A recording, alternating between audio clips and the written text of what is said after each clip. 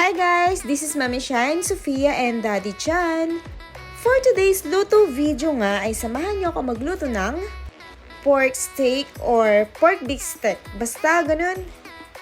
Nga pala yung pork chop na ibinabad ko sa kalamansi, toyo at pepper. Pwede nyo rin siya ibabad ng overnight kasi mas malasa siya. Ako kasi 30 minutes ko lang siya nababad since nagmamadali nga ako dahil pauwi na rin ang daddy dyan galing work. So yun nga, kapag nga nagluluto ko ng ganyan pork steak or pork bistec, mas gusto ko siyang fina-fry. And then after kong i-fry, gusto ko yung medyo may toasted ng konti para mas malasa siya. Pasensya na po kung may naririnig ko yung kumakanta. Nasa kwarto na ako pero may lakas ng boses ng kumakanta sa labas ng bahay namin. May background music tuloy ako ng di oras. So yun na nga, after ko siyang i-fry, naglagay ako ng konting onion na i-chinap ko kanina. Syempre yung hindi ko naman nilahat kasi maglalagay pa ako ng another onion para mamaya.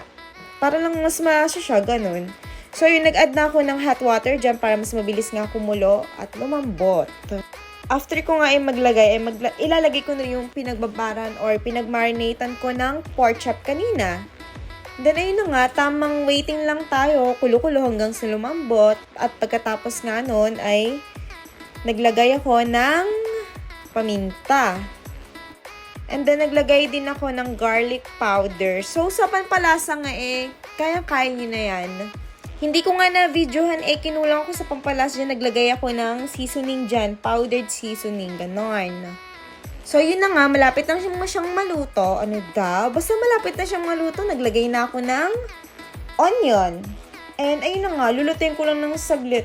Ewan ko ba? Pero mas nakulangan ako sa onion. Mas gusto ko talaga sa ganyang luto maraming onion. So, ayun na nga. Luto na.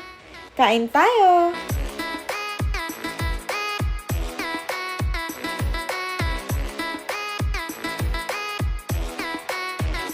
So yun na nga guys, hanggang dito na lang. Thank you for watching. Follow and share.